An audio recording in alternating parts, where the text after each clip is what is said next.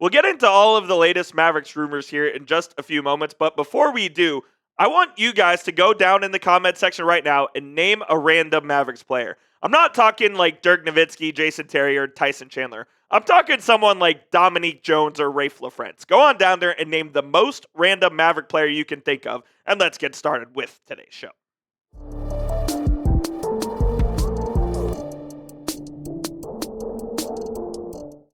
You are watching Mavericks Today by Chat Sports. I'm Jeffrey Cooperstein. Appreciate each and every one of you for tuning in to today's show, no matter where you are or how you're watching. Your presence is greatly appreciated. I wanted to talk about a little bit about what Naji Marshall said about Cooper Flagg. He went on a podcast. It was about an hour-long podcast. It's pretty interesting. You can go find it on the internet if you haven't already. But he had some interesting things to say about Cooper Flagg, and it kind of got me thinking about Naji's future with this team. So let's first jump into what he said about the imminent number 1 overall pick. He said, I love his game, honestly, like for real. He's a winner. I love how he hoops. I love the dog he has. You know I'm a dog, so that's really what I'm looking for. He's a dog too, so I'm excited to see him grow to become a star in this league. And everything I've seen around Cooper Flagg regarding the Mavericks is positive. Everyone has good things to say about him. I haven't seen any negatives around Cooper Flagg. People talking about how if, his off the court stuff and whatnot. Haven't heard any of that or seen any of that.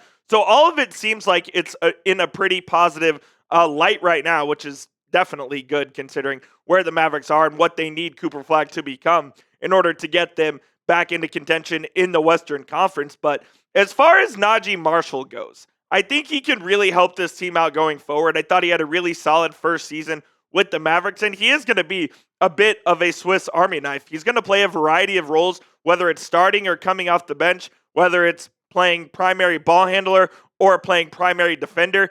Naji's going to be used in a variety of ways, and when you look at what he did last season, I thought he had a really solid year, averaging over 13 points, just 3 assists, but when he did play point guard down the stretch, that number certainly went up. Over 50% from the field. The 3-point number can certainly be improved upon, but he did have a streak there where he was shooting really well from 3-point land. So hopefully Naji can continue his improvement on the 3-point side of things, and he can become a respectable shooter. And if he does that, you're looking at a 15-plus point a game guy. And I think what you were looking for when you signed Naji Marshall was for him to be an upgrade over Derrick Jones. And while they signed pretty much the exact same deal, I think Derrick Jones got 3 for 30 and Naji got 3 for 27 for the Mavs. I do think Naji was a better player than Jones last season and fit more what the Mavericks needed. Jones last year in his first year with the Clippers averaged 10 points. Now he did shoot 35% from 3, which is certainly a better number than what Naji shot. But I thought Naji's creation on the offensive end, his ability to, once the Mavericks got into their offense, his ability to play make from there was certainly something that the Mavericks valued. And I do think that they ended up making the right decision going with Naji over Derrick. And that's not a slight on Derrick Jones by any means, as he was obviously a key piece in the Mavericks getting to the finals. But if you're just looking at it in an isolated perspective, I think Naji was the better player. And make no mistake about this, there's going to be a lot of moving parts this offseason on the Mavericks roster, and we'll talk about some of those here in just a couple of moments. But Naji is going to be one of the guys that I think the Mavs need to try to keep at all costs because of his ability to create within the offense, because of his ability to guard either the second best or the best player on the floor if he's out there. He was reliable for the most part. Now, he had a couple of injuries, but hopefully those can subside and he can play in most of the games. And you can rely on him to play heavy minutes as well. So if I'm Nico Harrison and I'm looking at sort of potential trades and moves that I'm making this offseason, Naji absolutely factors into the equation for next year for the Mavs. And I loved how he played in his first season in Dallas. If you loved how Naji played in his first season in Dallas, go type those 13s down in the comment section. Of course, that's Naji's jersey number. In just a couple of seconds, I'm going to tell you guys about our sponsor of today's show. And while I'm doing that, go on down there and type your 13s. We couldn't do today's show if it wasn't for our friends over at PrizePicks. So excited to have PrizePicks back here on Mavericks Today by Chat Sports. PrizePicks is America's #1 daily fantasy sports app with over 10 million members and billions of dollars in awarded winnings. PrizePicks has made daily fantasy sports accessible to all. You just make more or less on at least 2 players for a shot to win up to 2,000 times your cash. Run your game all season long on PrizePicks. You can also turn your playoff hot takes into tickets to basketball's championship series. Every lineup you make on PrizePicks will enter you in the Takes Two ticket sweepstakes, which could get you and a +1 a VIP trip to the ship. Sign up today and get $50 instantly when you play $5. You don't even need to win to receive that bonus. It is guaranteed. PrizePicks also offers weekly promotions that can lead to big payouts like Taco Tuesday, where each Tuesday PrizePicks will discount select player projections up to 25% to provide even more value for your lineups. Our Stars are back in the Western Conference Finals for the third straight year, and here is a Game 1 projection. I'm going to take the more on Jake Ottinger, 27.5 saves. I'm also going to take the more on Matt Duchene, half a point. We need Matt Duchene to get going here in this series. And I'm going to take the less on McJesus, 1.5 points. I'm taking the less only because we need him to have less. Otherwise, the Stars might be going down 0-1 in that series. But you can copy my picks or make picks of your own. Just please make sure you do it with our friends over at PrizePicks. Download the PrizePicks app today and use code CLNS to get $50 instantly after you play your first $5 lineup. Again, you don't even need to win to receive the bonus. It is guaranteed. That's code CLNS to get $50 instantly after you play your first $5 lineup.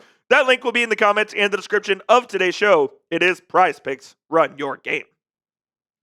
Is OMax Prosper running out of chances to make his imprint on this Mavericks franchise? I think after a disappointing second season and Cooper Flagg's imminent arrival as the #1 overall pick at OMax's position, I think he has an uphill battle to continue his tenure with the Dallas Mavericks going forward. His career stats are extremely underwhelming, and the Mavericks kind of got OMax as sort of a freebie as they they traded down in order to get an extra pick to go get him.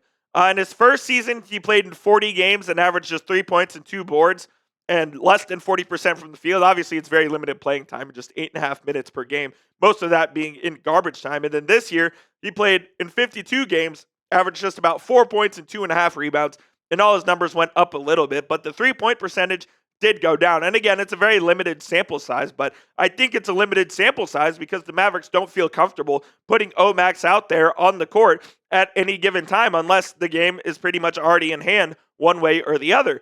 And I really did have high hopes for Prosper. When the Mavericks originally drafted him and Derek Lively, I thought OMax was going to be the one that was pro-ready over Derek Lively. It's clearly been the other way around, and it frankly looks bleak for OMax right now as far as his future with the Mavericks go, and I'm kind of disappointed in how he's played in the last 2 seasons. I really hope I wonder if the Mavericks will put him out there in the Summer League for the 3rd straight year, and if he can go dominate there and show that he's progressed in his game overall, whether it's on the offensive end, the defensive end, the playmaking aspect of it. If he showed tangible progression, then maybe the Mavericks can give him a chance there in training camp to try to earn a rotation spot. But as of right now, I don't see that happening. And if the Mavericks do decline that 4th-year player option, which they have to decide on by Halloween, he becomes an unrestricted free agent next summer. And it wouldn't shock me whatsoever if the Mavericks didn't pick up the option. In fact, I would be surprised if they picked up that option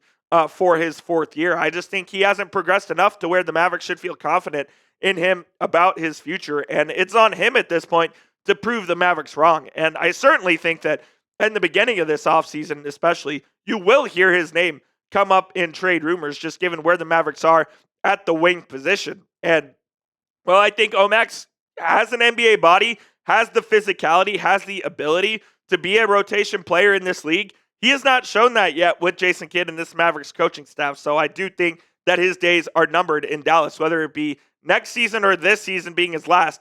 I don't think he is long for this Mavericks franchise. I want to hear from you guys, though. Do you think OMax has played his last game with the Mavericks? If you think he has, type Y for yes. If you think he's got a little bit longer, type N for no. Let me know what you guys think down there in the comment section. When you look at the wing depth that the Mavericks have, I added Cooper Flagg on there, assuming he's going to be that #1 overall pick. PJ Washington and OMax have the asterisks because their names are likely going to be heavily circulated in trade rumors. And then we talked about Naji Marshall, who I think is going to be a key piece of this thing going forward. And whether or not you think Caleb Martin is a good player and a good fit for this team, he's going to be a part of it going forward because Nico Harrison believes in Caleb Martin, the defender. And if he's healthy, I think he will be a part because he can defend a little bit. Got to improve on the 3-point shooting. I mean, he had an awful hitch in his shot last season, and he needs to work with the shooting coach to get that fixed. But this team's really deep at the wing spot, and Prosper certainly has an uphill battle in order to get himself in the rotation. You factor in Cooper Flagg, he's probably going to be playing 33 to 34 minutes a night. Naji's probably playing about 30 minutes. If you have Caleb Martin, he's probably playing 15 to 20. If you somehow still have PJ Washington on the roster, he's going to play 25 minutes a night. So that leaves OMax with basically 0 minutes to play, and most of his minutes will be played down in Frisco with the Texas Legends. So when you see a trade package come up and it has Prosper in it, don't be surprised. And you heard it here first on Mavericks Today that he could be on the outs with the Dallas Mavericks. That is going to be it for today's show, guys. Appreciate you for tuning in to Mavericks Today by Chat Sports. If you haven't already, hit that subscribe button. And don't forget to name a random Maverick down in the comments. I'm curious to hear what crazy pulls you guys have.